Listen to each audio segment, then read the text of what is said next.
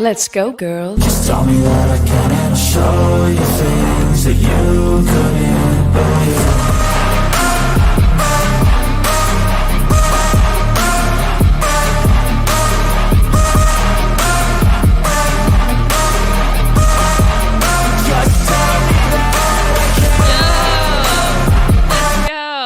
It's Women Talking Football, or WTF for short. Of course, never to be confused with WFT. My name is Mallory Hartley. I'm the associate producer here at Dave Campbell's Texas Football. And Dave Campbell's Texan Live, once again, sitting in the hostess's spot, talking on a mic. And sitting over there, turning the dials, making sure you can see me, making sure you can hear me. She's the AP to my AP. No, she's... Yeah, that's correct. She's the AP to my AP. She's AP! It's Ashley Pickle in the house, girl. What's going on? What was that? That no. Didn't Why? like that. Why? Too much arms. Girl, much. What's going on? No. What's going on? Okay, How about that's that? even worse. That makes me want to stab my eyes out. Correct. That's why I didn't do that. That's Anyways. We're an internet show, Women Talking Football, here every Thursday at 2 p.m. talking football around the Lone Star State. And this is already episode 60 of Women Talking Football. Before we get to things, how was El Paso? Oh, it was great. Had a genuinely good time. We took a family trip out to El Paso, which rocked. It was cool to get to see all the rest of the pickles out there. My dad had been there multiple times before.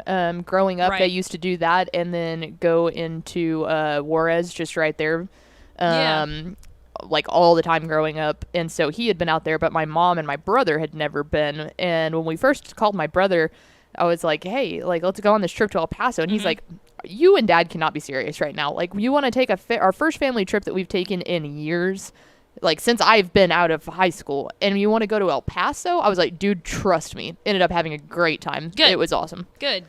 Very fun. Now, that was for, like you said, vacation. I've only been there once, and that was to watch North Texas play UTEP in week 0 of the 2022 season with Mike Craven, so that was a lot of fun. But you brought up something interesting. I had always been told that L&J's Cafe was the best food that you can get in El Paso. Yeah. The best restaurant, which I had. It was fantastic. It's Don't get me amazing. wrong. You discovered another place that might rival, if not beat L&J's. Yeah, Kiki's. Kiki's. Okay. Incredible. I mean, first and foremost, let's make it very clear that you will not find a bad meal in El Paso. No, you won't. Impossible to find a bad meal. The food there is so stinking good. But yeah, L&J's has been my go-to. It's my favorite. I absolutely love it. Love going for breakfast. They've got the cinnamon coffee, so that's fantastic. Oh, the it huevos sounds so rancheros good. are so good. But we were there for multiple days, so we needed more places to eat than just L&J's. And so I Googled, I was like, what's the best places to eat? I've been to Carlos and Mickey's as well. Carlos and Mickey's is fantastic. But the first one that popped up was Kiki's, and apparently it's really well known. I had just never been. It was incredible. Yeah, I need to get out there and try it. It was incredible. So I feel like I need to try it one more time to like really put my stamp on choosing which one I liked more. But goodness gracious, that was the picture I tweeted out of my dad with the burrito. And I said he found God in this burrito. It was insane. Which means we just need to go back and try both in the same time. I'm determined that we're going to open up a Texan Live branch of El Paso. And you know what? Like I can Texan Live West. And I can take that off your plate. Well, I need to be in at least the initial meetings and my yearly check-in that I try to do with all of our Texan Live schools. But yeah, funny. Nothing against like Houston or Austin or DFW. Love all those places, but a yearly visit with coaches out in El Paso sounds a lot more appealing than a yearly visit down in Houston. Oh, Again, love Houston. Great food town as well, but there's there's added benefit to Yes. going to El Paso. It's very pretty. And then Canutillo's got that Boise State field too. It's the blue and the orange. It rocks. Yeah, we But went across we and live- we went over to the casino and horse races right, in yeah. New Mexico because it's right there too. So Sunland Park. Yeah. Really fun. Horse races were a lot of fun. Yeah. Yeah. I'm glad you had fun. Glad you made it back safe. Thanks. I missed you. Yeah. So glad you're back and here to entertain me again. So take care of me. Just kidding. Mom. Mom, come back. Mom. Anyways, man, we've got a busy couple of weeks coming up ahead of us preparing for the beast that is Realignment coming up here in about 2 weeks. And it can be kind of daunting, especially if you don't quite understand it and all of its moving parts and how the process works and the words that go along with that and everything. So on today's show, we're really going to dive into what the process of realignment looks like. We'll give you some key words to look out for and basically kind of walk you through what all goes into realignment that happens every 2 years. And then in the back half of the show, we're going to be joined by Birdville ISD's Associate Athletic Director, Miss Lesa Master, to talk more about realignment and what it's like to host one of the major main realignment sites in I call it the state war room. of Texas. Yeah, I've never been to Realignment. Yeah, I forgot this would be your an- first time. Yeah, I was an intern back in 2020, so of course I didn't go. And then 2022, it got iced out. So I'm super, super looking forward to it. It's a blast. And yeah, I'm really excited for all the chaos because that's what our job is. It's chaos, but it's fun chaos. Yep. So. All right, we think it's a lot easier to explain how realignment works through words that might be kind of confusing for people that aren't super familiar through the realignment process. So let's go ahead and start with the basics here with the UIL. You need to know, obviously, what the UIL stands for and their role in realignment. It's the University Interscholastic League, and it's the governing body for extracurricular activities in Texas public schools, and of course, one of their main responsibilities being Texas high school football. And they are the ones that are in charge of realignment. And man, it is one heck of a job. I'm glad it only happens every 2 years for their sake, because it is one beast. Well, and especially because they're not only, like, if you remember back, it used to be that they just did one districting. And now they split it up to where football and basketball have different alignments than the rest of the sport. So they doubled their workload, basically, which is insane. Right. Now, the question for that is, does basketball happen during the same time? Like, does it happen the same year as football? Yeah, all the realignment happens at the same time. Gotcha. That makes sense. I didn't know if it was like 1 year they did this, the next year they did basketball, and it kind of flip-flop back and forth. Well, that's interesting. But yeah, like as of right now, I think there's over 1,300 Texas high school football programs in the state. Maybe a little under that, 1,200, something like that. But that's a huge job. There's a lot of teams. And then, of course, you've got the big dogs, right? You've got the Allens and the South Lake Carrolls and the Duncanville, North Shore, with enrollments of thousands of students. And then you come all the way down to schools like Del City and Benjamin and Klondike with enrollments of less than 100 most of the times. So, I mean, I guess, for example, like me, for Arlington, I graduated in a class more than like 800 kids. You graduated in a class of like 112. 112. Yeah. So, yes. We didn't even have 500 kids in our high school. Right. There's, I mean, just so many different schools, so many different sizes of schools. So, and they're also like hundreds and thousands of miles, not thousands, but hundreds of miles away from each other. Like if you take the El Paso high school footballs, right, on way in the west, and then go all the way out east to Texarkana, like that's a lot of distance in between those schools. So there's got to be some way that you can put it all together and figure out who's going to play who, depending on where their location is and how many students are in each of those schools. So again, that's where the UIL comes in, and they say, hey, here's who you're going to play based on, again, location and how many people you have in your school. So realignment is essentially just the restructuring, or in this case, redrawing of districts. And this happens every 2 years. So like we said, back in 2022 was the last year that happened. And then, of course, this year it's going to happen again in a couple weeks. So let's go ahead and start with Snapshot Day. Snapshot Day is the day that schools are required to turn in their enrollment numbers for that next coming season. And it always happens in October. I believe this year it was October 27th. October 27th, yes. But anyways, this is like the first major step of realignment, is figuring out where these schools fall into each category, which of course takes us down to the classifications. 1A through 6A here. And you can see here some of the cutoff numbers for that. We'll get to that in just a second. But 1A, of course, being the smallest classification, 6A being the largest classification.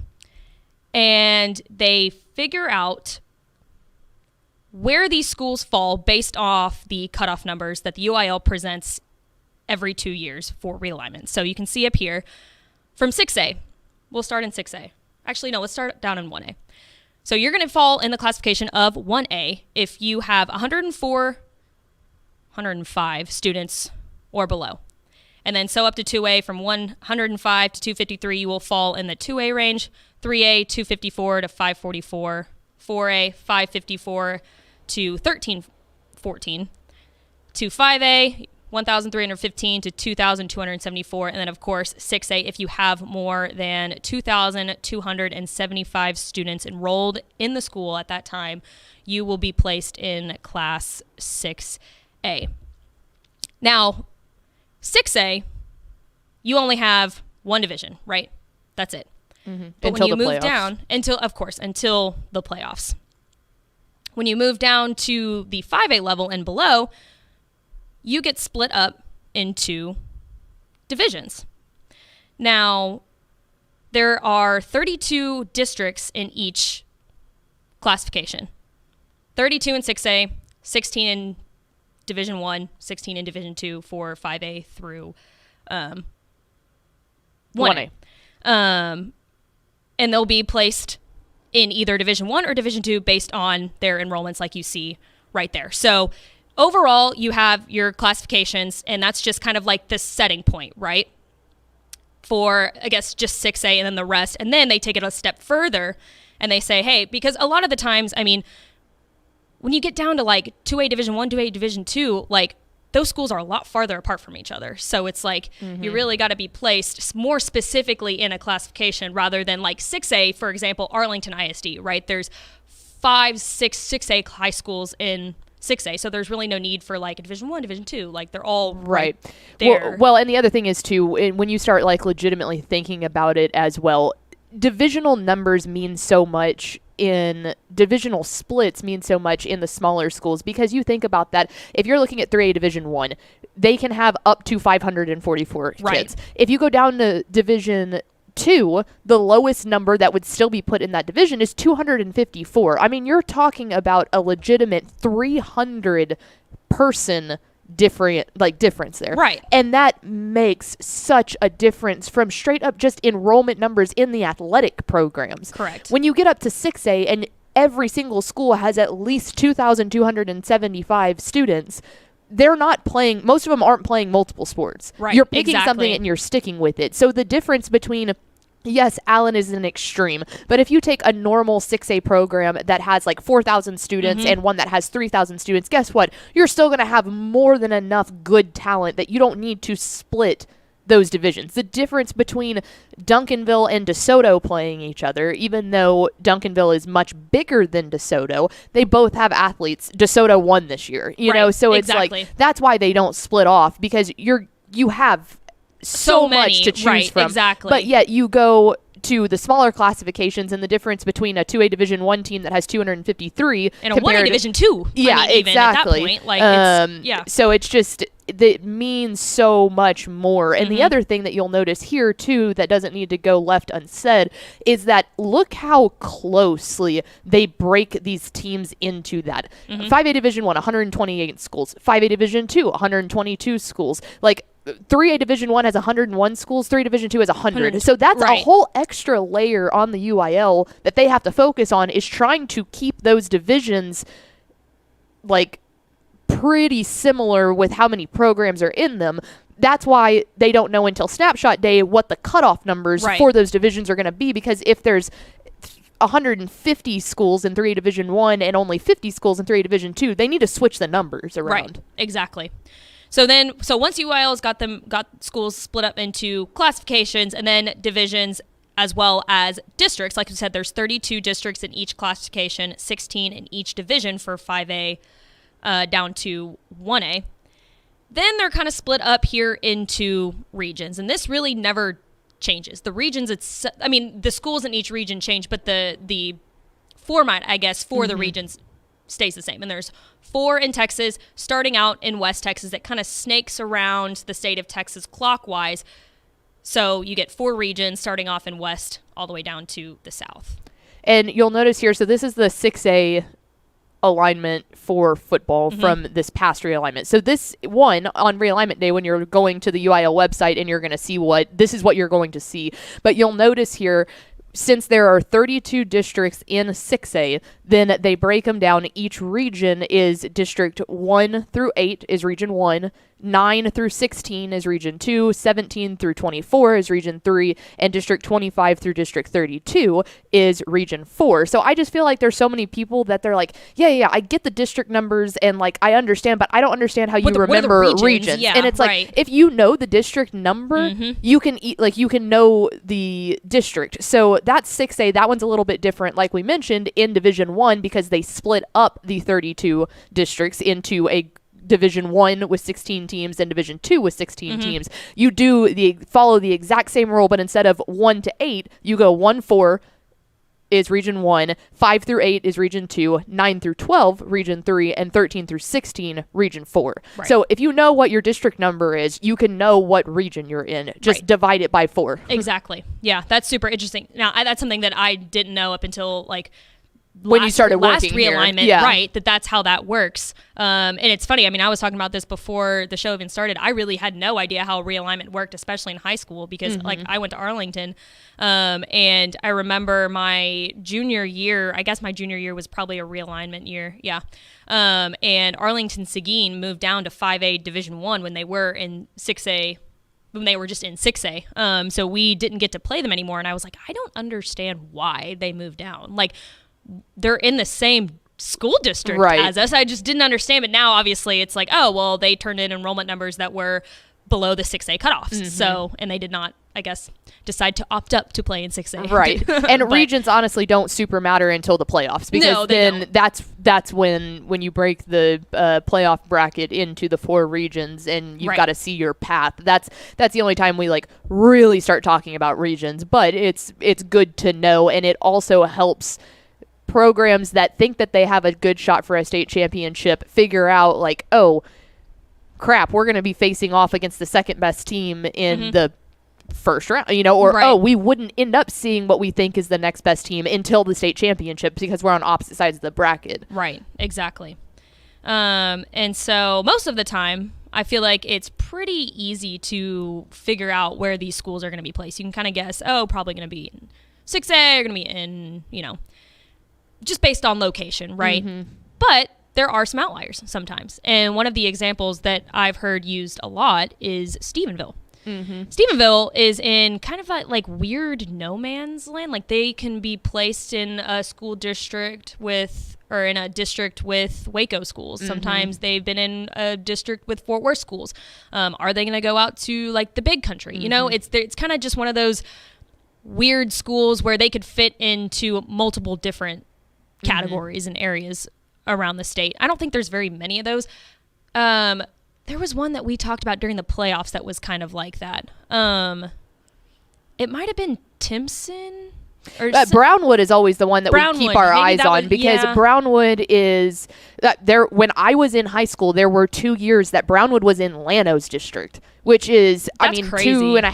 2 hours away. Right. But they can either opt to go East or West is the thing for them. Do they want to, if they go East, their competition is a little bit stronger. Yeah. If they go West, their travel is a lot more, but it's not as difficult as competition. It hasn't been in the years past. So do they want to go play teams from the kind of Midland, Odessa, Lubbock area, or do they want to go East and South and play Llano and Burnett and all? Now, they're different classifications now than they were back then, but Brownwood is always one of them that they talk with the UIL and decide, do we want to go East? Do we want to go West? Right. And then you bring up a really good point, too, because sometimes schools do have a say in where they want to be placed. Like DeSoto, for example, they recently just turned in 5A Division I numbers.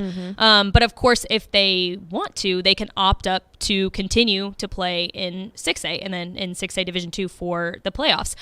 You can't opt down because I don't think that would be fair, but you can certainly opt up.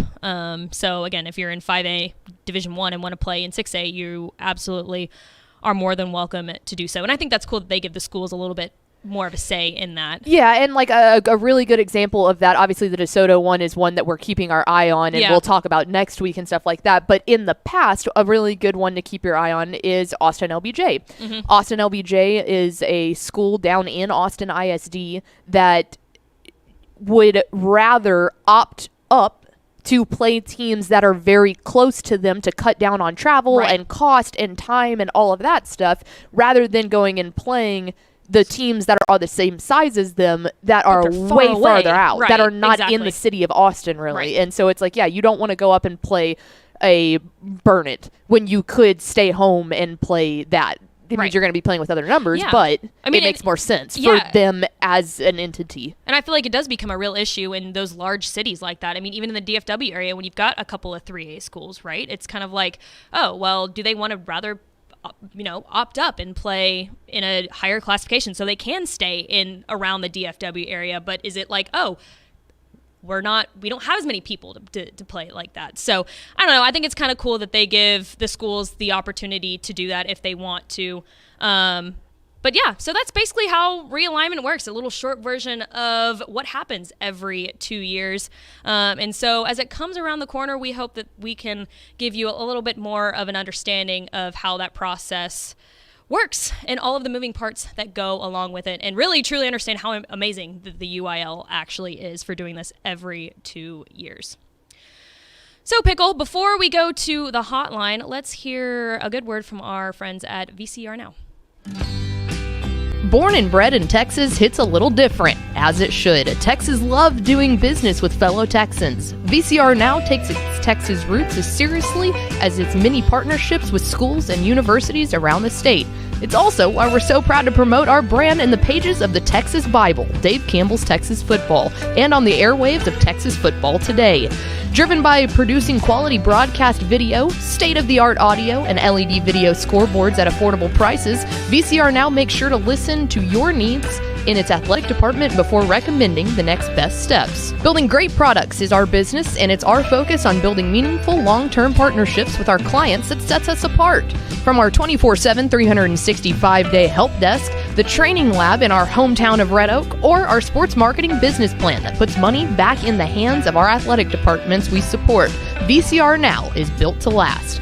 Reach out to us today at info@vcrnow.com or by calling 855-GO-VCR-NOW. Again, that's info@vcrnow.com or by calling 855-GO-VCR-NOW. AP, let's go to the hotline. And let's bring in the Birdville ISD Assistant Athletic Director, Miss Lesa Master. Lesa, how you doing? Thanks for hopping on with us today. I'm doing great. Thank you for the invite. I appreciate it. Absolutely.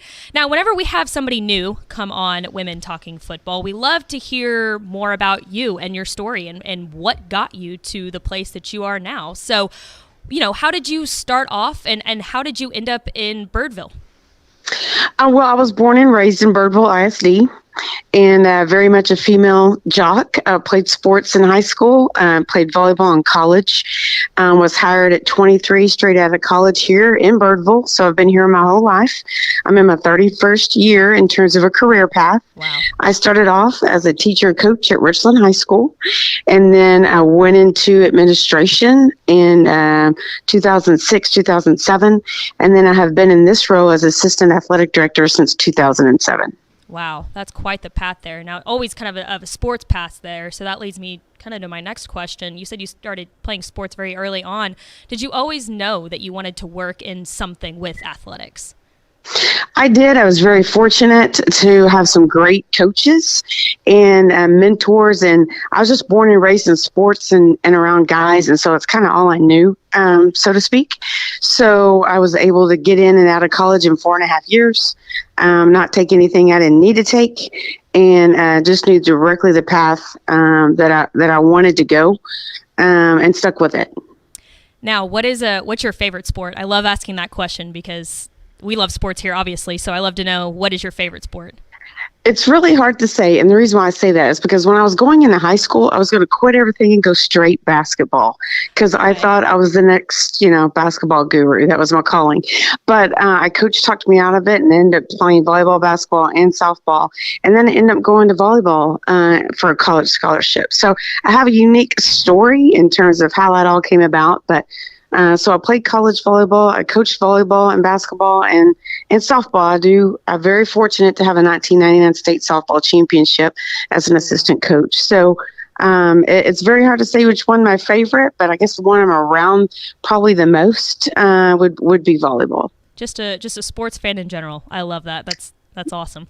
Now, you wear a ton of hats from day to day. I mean, you just listed pretty much all the stuff that you got to do throughout each day. Now, of course, you've got a huge event coming up in UIL Realignment, and of course, Birdville ISD being one of the host sites up here in the DFW area. What all goes into planning such a big, chaotic event like that? I mean, we always joke it's fun chaos, right? But what all goes into planning such a huge event like that?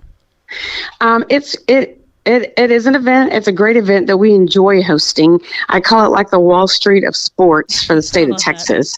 And as the FAC complex manager, as well as assistant athletic director, I get in contact with my technology, with which all the latest technology. We've been updating and upgrading everything to make sure we are at the highest speed level, because at that 9 o'clock time frame, and when the whole state of Texas is trying to get on, sometimes you might have some lag. So we're trying to make sure with our technology department, we're good to go. Of course, we bring up copy machines. We're ready to get everything copied off as fast as we can. Upstairs, we have 3 rooms. We have like a 4A and below, and then we have the middle room being 5A, and then the last room being 6A. So the coaches kind of know where to start congregating in terms of what division they are for when that 9 o'clock rolls out, and we're able to get it up on the screens and start printing as fast as we can print. And then people are looking for games. Coaches are looking for games. They start trying to get a little bit in their groupings for the new district. And some of them will draw numbers. We know for 21 days you can't do anything because of the appeal process. But some of them will draw numbers and get some ideas before they start meeting ahead of time. But it's a great time. It's a fun time. And it's something I think everyone enjoys coming to every 2 years.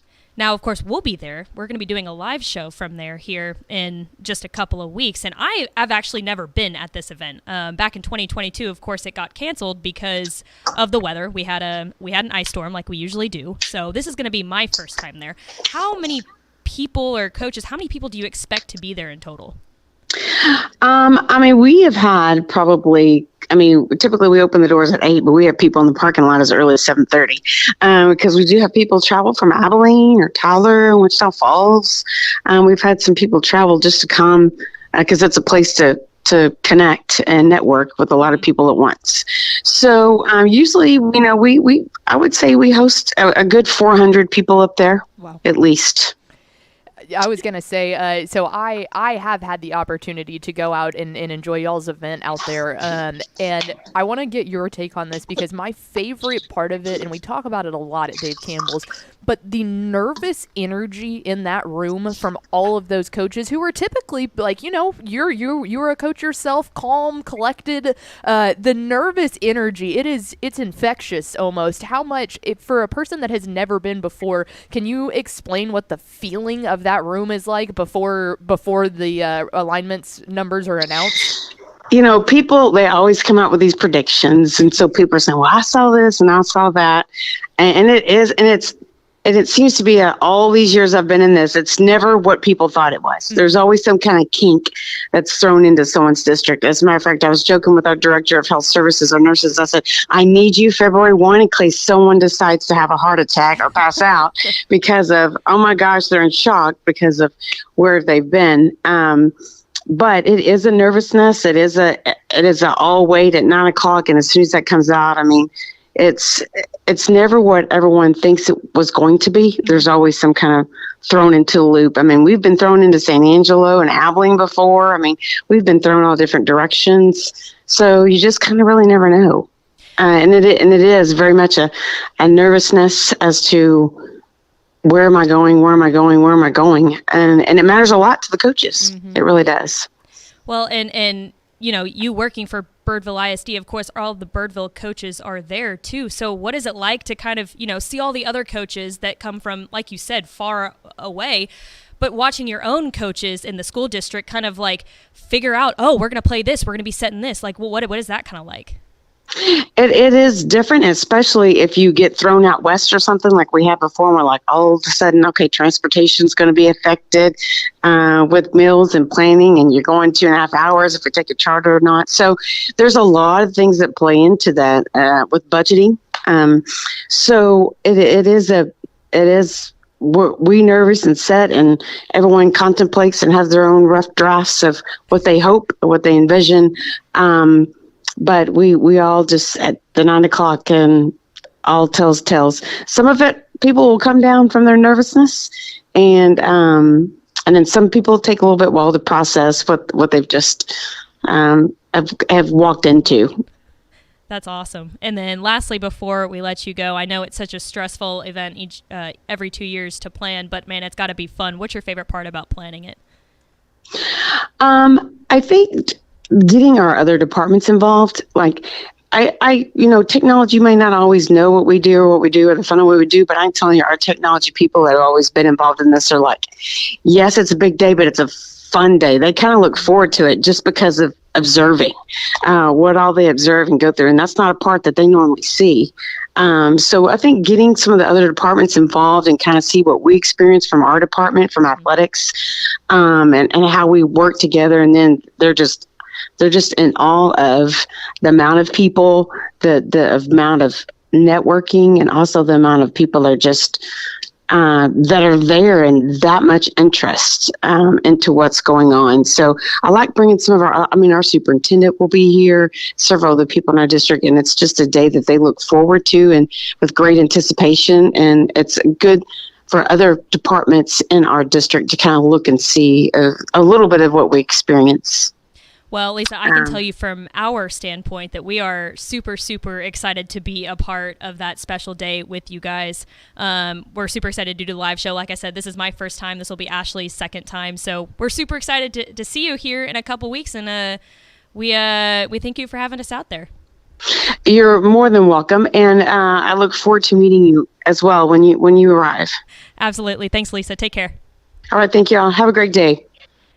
There she goes, the Birdville ISD Assistant Athletic Director, Miss Lesa Master. Man, I am just talking about it. Like, I get the excitement that she's talking about. Like, it's stressful, I'm sure, for these coaches, and it's chaotic, but at the same time, like, there's so much networking going on and connection, and like, I'm just super excited to experience that and be a part of that for the first time. Yeah, it's I had never thought about it until she said it, but she is spot on when she says that it's the Wall Street of high school football, and I mean just high school coaches in general. But that is the single. Obviously, she's been doing this for a while. That's the best way to describe it, because that's exactly what it feels like. Like, you see the movies of Wall Street where it's like just chatter. Like everyone's looking up and then it's just like everyone's talking all at the same time. That's exactly what it's like. And for those who might not know, the reason that chatter is going on and why they do centralized locations, because Birdville is one of them. They usually have a big one out in Abilene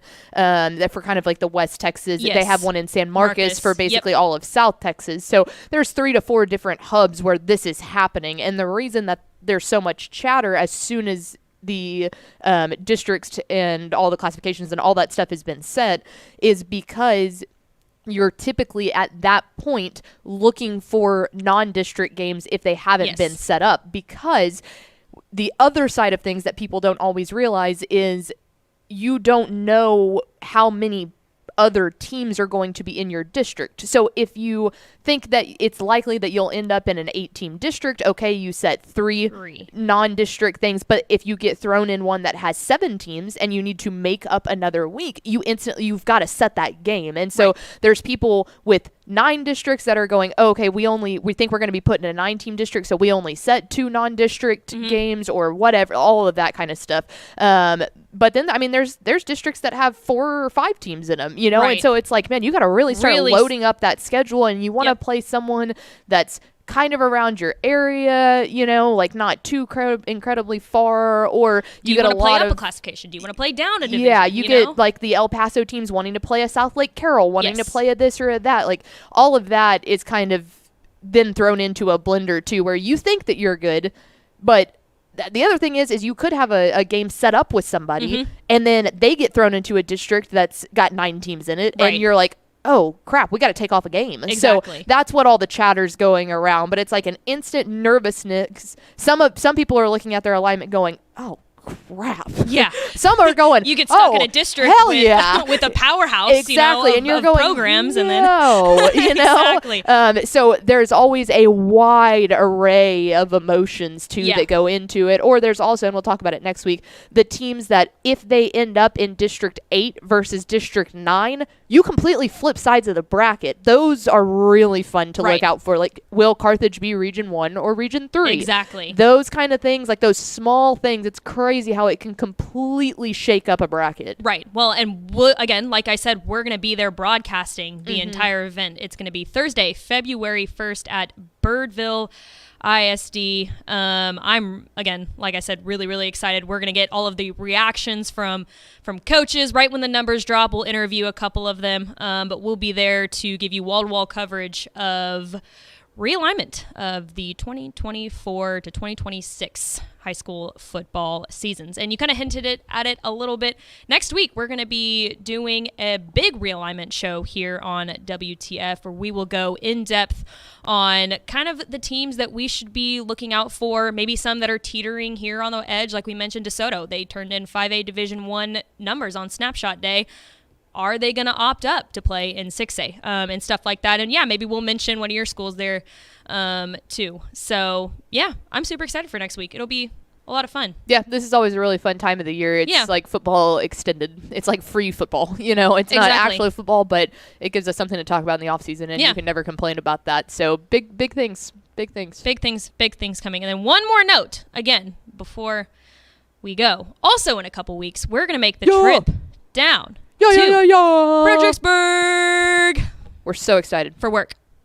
It's going to be for work. It's going to be for the Hill Country Coaching Clinic, where the wives have the most fun. We're going to be hanging out with coaches and coaches' wives. We're going to be drinking, playing games, kind of learning more about the clinic and making those connections, just kind of like we did last year. So we're very, very excited to do that. That's going to be the 9th and 10th of February over that weekend. And we tried to do a live show from there last year. It didn't work that well because there's not much internet in that part of the world. So we're trying to figure out a solution to that, but we're definitely going to be there, whether we're going to be at a booth or kind of just walking around getting to know a lot of people. But we're going to be there. So super, super excited for that. And it's Valentine's Day weekend, so it's the perfect time. If you're a coach's wife and you're listening and you don't have Valentine's Day planned, go spend the weekend. They can get some football talk out of them, like out of their system. And then I'm telling Hang you, out with the the wives. wives have so much fun. There's door prizes to win. You get a bunch of, it's awesome. The whole city of Fredericksburg, if you've been, the main street is all full of shops. They have so many of their sponsors that are local that give you discount codes. Yeah. You can go get free t-shirts. You can get all of this stuff. There's wine tasting. I mean, it is The food is truly good. a blast. Yeah. There's a couples devotional, so you'll be able to spend some time with your coach. It's a really, really fun time. So we hope that you'll come join us at the Hill Country Coaching Clinic. Yes, absolutely. A busy couple of weeks coming up here, but man, we are super, super excited. Thanks so much for tuning in today. Remember, next week we'll be doing a big realignment show on Thursday at 2 p.m. So yeah, we'll see you there.